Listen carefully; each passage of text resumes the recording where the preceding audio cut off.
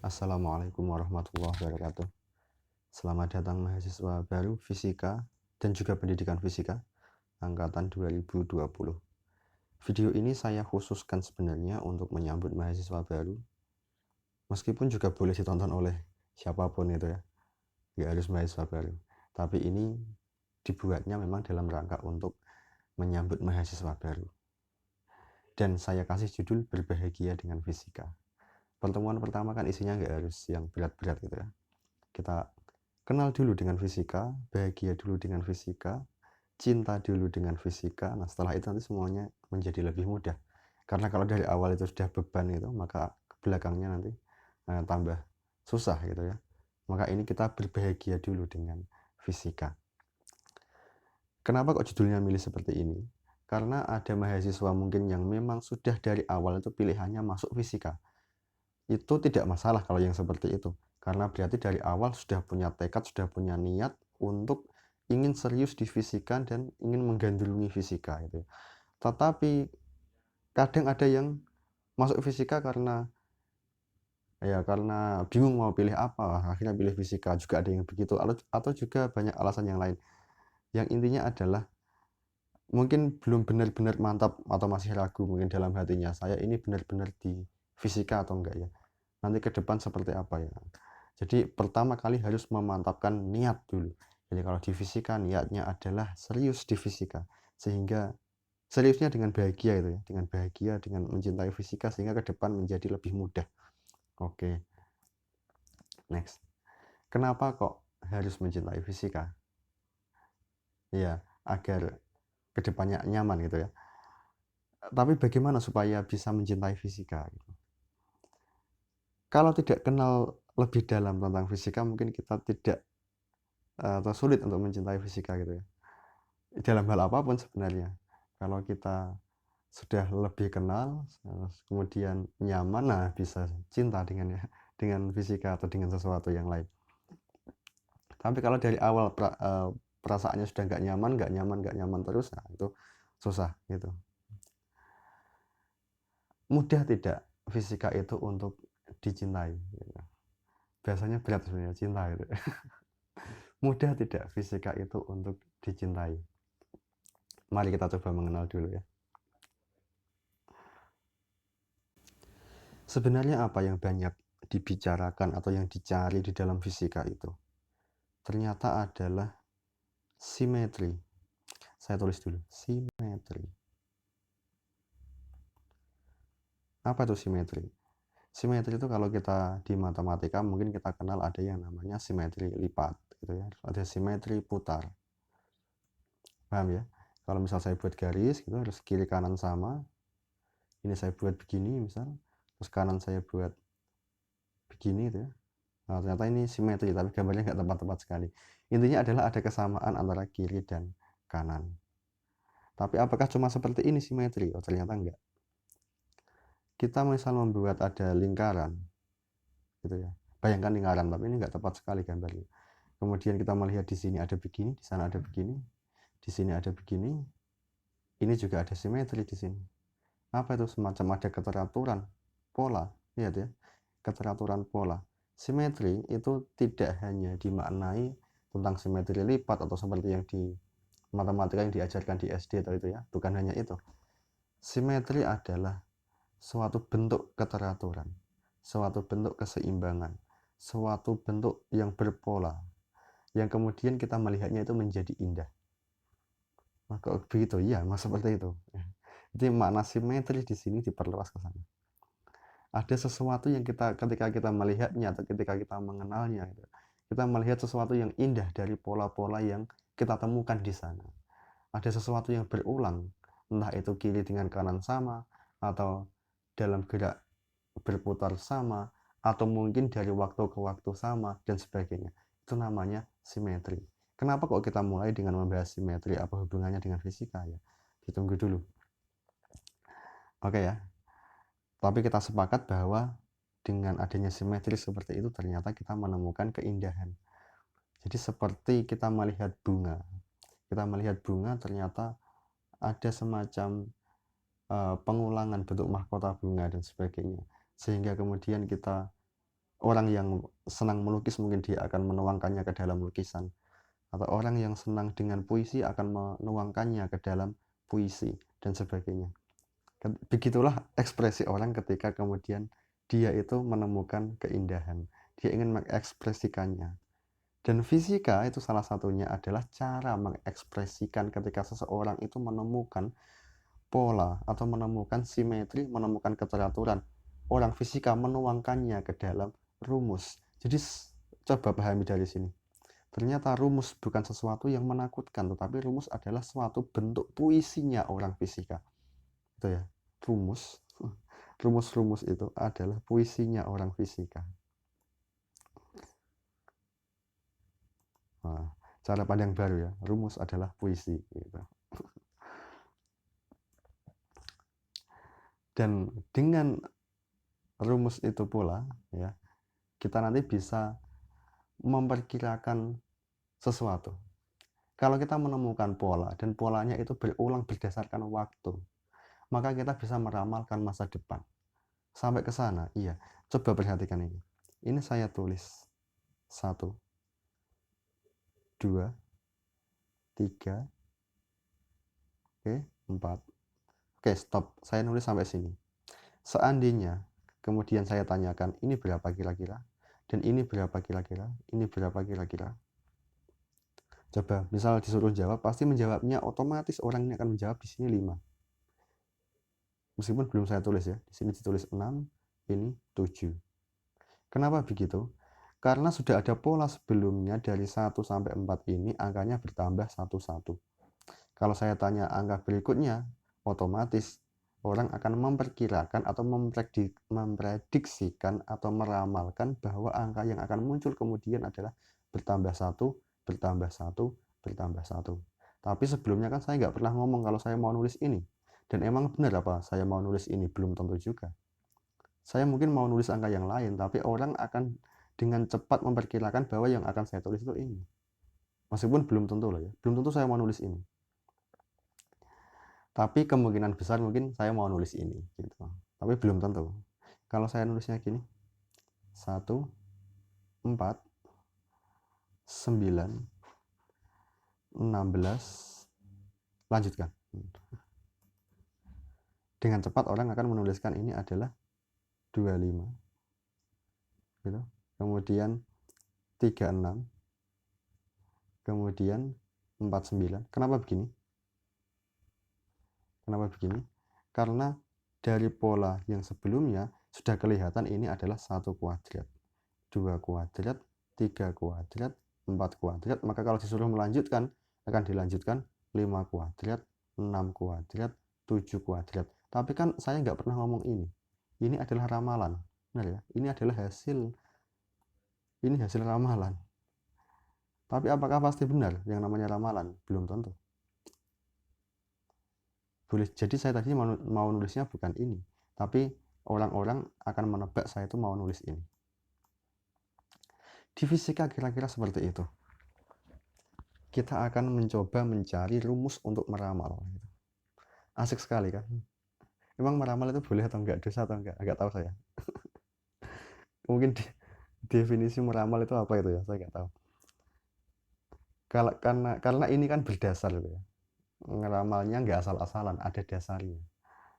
Ada dasarnya yaitu yang sebelumnya ini. Oke, lanjut. Saya ulangi lagi, berarti dengan fisika itu kita mencari apa? Yang kita cari adalah pola-pola tadi ya, atau simetri ya. Pola-pola atau simetri. Kemudian kalau kita bisa mendapatkan pola-pola itu, kemudian pola-pola itu kita jadikan atau kita simpulkan, kita tuangkan ke dalam persamaan-persamaan matematis yang biasa kita sebut sebagai rumus atau formula atau yang lain. Rumus atau konsep itu ya. Rumus, kemudian dari rumus ini dapat kita manfaatkan untuk memprediksi atau meramal. Meramal aja bahasanya ya, nggak apa-apa. Untuk meramal. Sekarang ada pertanyaan, saya mau kembali ke sini juga. Ke sini, ke pola-pola ini.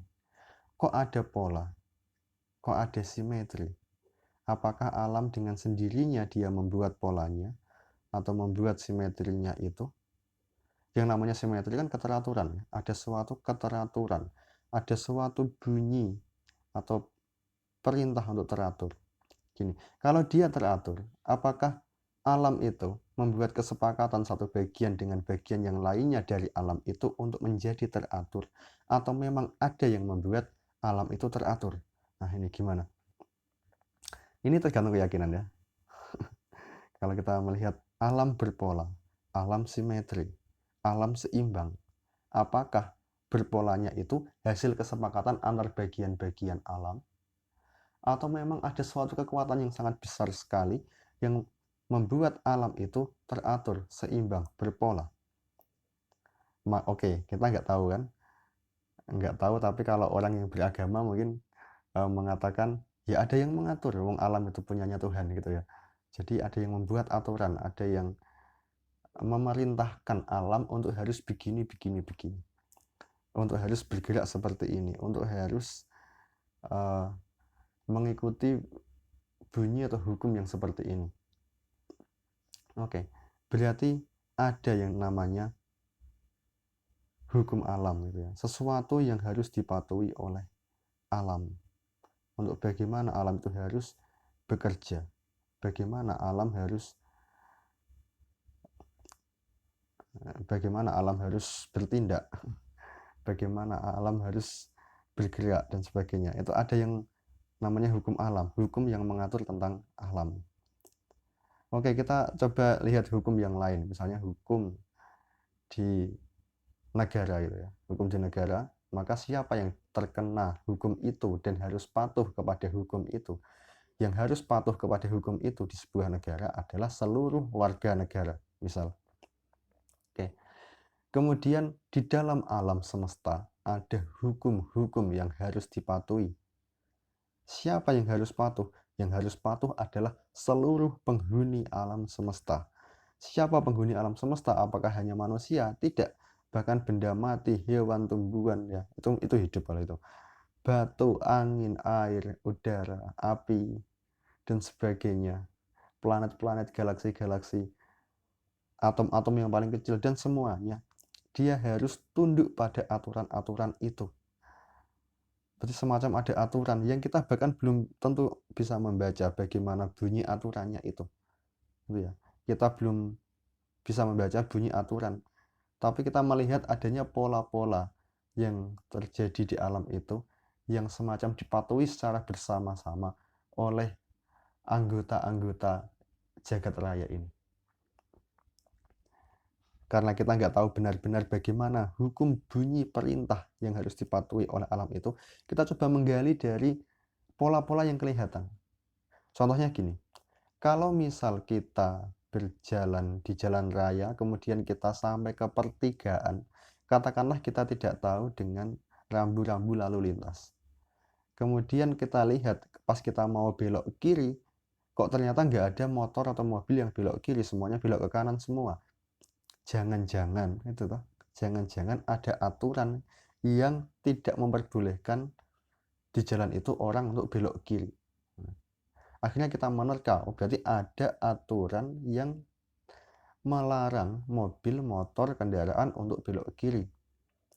Hanya dengan melihat pola bahwa mobil-mobil, motor-motor semuanya beloknya ke kanan. Tapi kita nggak tahu bunyi aturannya. Tapi dengan melihat pola itu kita menerka ada aturan yang bunyinya adalah melarang belok kiri. Meskipun mungkin aturan itu ditulis dalam atau dikasih dalam rambu-rambu lalu lintas gitu ya. Katakanlah kita nggak bisa baca nggak paham dengan rambu-rambu lalu lintas, sehingga kita bisa melihat pola, kemudian kita nggak berani belok kiri kan, akhirnya ikut belok kanan gitu. Dari situ kita sebenarnya sudah menemukan atau mencoba meramal, mencoba menemukan gitu ya, hukum yang diperintahkan untuk dipatuhi penghuni jalan itu. Katakanlah gitu. Nah, kemudian kita melihat kembali ke alam, kita melihat pola-pola yang ada di alam. Kok kalau kita melepaskan batu kok jatuh ke tanah? Kita melepaskan 10 kali kok jatuh terus? Berarti ada pola jatuh. Berarti kemungkinan ada perintah yang diberikan kepada batu itu. Entah siapa yang memberikan perintah, siapanya mungkin kalau orang beragama menjawab Tuhan gitu ya. Tuhan memerintahkan batu untuk jatuh ke tanah kalau dilepaskan. Kemudian orang menyusun suatu hukum atau bunyi hukum yang mungkin itu adalah bunyi dari perintah kepada batu tadi, tapi dinyatakan dalam persamaan matematis gitu ya. Karena selama ini yang paling cocok kayaknya sepertinya matematika untuk membunyikan hukum-hukum itu. Kemudian kita menuliskan hukum, kemudian ada hukum gravitasi dan sebagainya gitu. Dan dengan hukum itu berarti rumusnya didapatkan gitu ya. Rumusnya didapatkan, maka kegunaannya nanti adalah untuk bisa digunakan untuk meramal. Jadi kalau masa depan, kalau nanti ada orang memegang batu kemudian melepaskan, maka batu itu akan jatuh. Padahal belum terjadi ya. Nanti ada orang memegang batu kok dia melepaskan, maka saya ramal batunya jatuh. Sesuai dengan rumus ini gitu. Semacam ada ramalan seperti itu. Oke. Dan apakah ramalan seperti itu benar? Belum tentu. Kita kan tidak benar-benar tahu bunyi atau perintah yang diberikan kepada alam itu seperti apa. Tapi kita kan hanya menerka. Karena kita hanya menerka berdasarkan pola yang kita dapat, ya bisa salah. Kalau salah, maka harus mencermati lagi. Jangan-jangan ada sesuatu yang belum kita tangkap ketika kita membaca pola itu. Kemudian kalau kita menangkap data yang baru lagi, maka kita mencoba merumuskan yang baru lagi. Maka karena itu teori terus berkembang gitu ya. Tidak ada yang namanya teori akhir. Tidak ada yang namanya kebenaran akhir di dalam fisika. Kita tidak tahu kebenaran akhir. Kebenaran akhir maksudnya adalah kebenaran yang sudah tidak mungkin diganggu-gugat. Pasti benar, pasti mutlak. Kebenaran mutlak. Yang kita tahu kebenaran adalah kebenaran relatif. Mungkin seperti ini. Itu maksudnya. Mungkin seperti ini. Kalau salah, ya berarti memang belum benar. Kemudian dicari lagi seperti apa yang lebih benar. Kita berusaha mendekati ke kebenaran mutlak itu, tapi tidak akan pernah benar-benar sampai kepada kebenaran mutlak atau kebenaran akhir atau kebenaran sejati. Gitu. Dan memang nggak boleh tahu sepenuhnya. Memang bukan tempat kita untuk mengetahui segala-galanya. Gitu ya. Memang bukan tempat kita, bukan kita yang berhak untuk mengetahui segala-galanya. Ada yang mutlak memiliki pengetahuan itu. Ada yang punya pengetahuan.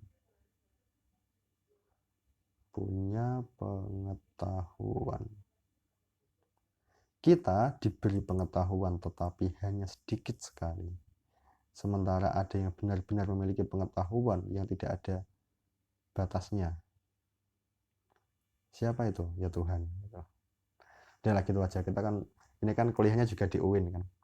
Jadi ada yang namanya Unity of Sciences, kesatuan ilmu pengetahuan gitu ya. Intinya itu ginilah gitu ya.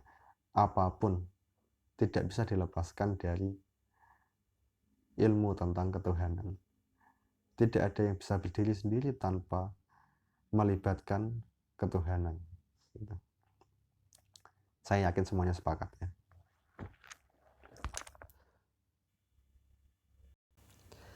Jadi karena itu sebenarnya ingin saya katakan, kita yang berada di fisika, entah karena kesengajaan ingin masuk fisika, atau yang tidak sengaja ingin masuk fisika, atau yang mungkin nggak niat kita sendiri, tapi ada yang nyuruh supaya kita di fisika dan sebagainya.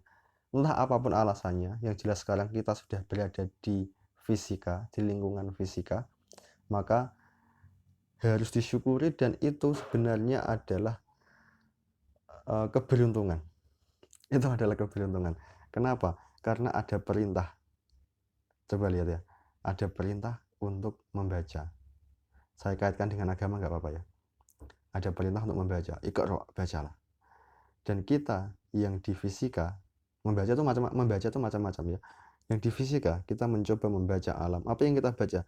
Yang kita baca adalah pesan-pesan atau hukum-hukum, sesuatu aturan yang diberikan kepada alam yang belum ada tulisannya, yang nggak bisa kita baca langsung di buku atau di apa. Kita mencari-cari itu, mencari hukum-hukum itu, sehingga nanti ketemu, tapi nggak pernah ketemu ya, mendekati perintah yang bunyi atau perintah yang diberikan kepada alam itu. Bayangkan, ini bahasanya siapa tuh sebenarnya?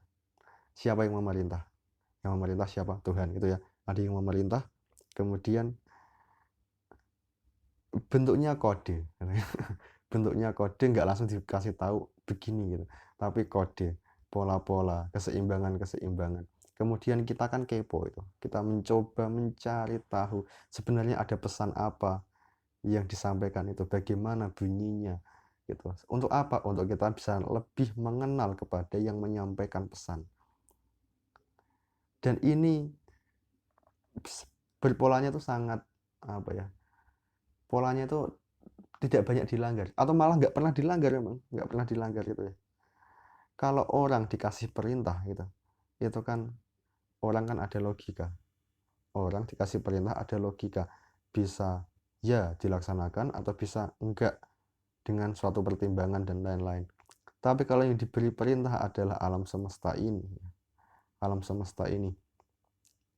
tidak dengan logika, tapi disuruh jatuh ya jatuh saja, disuruh berputar ya berputar saja.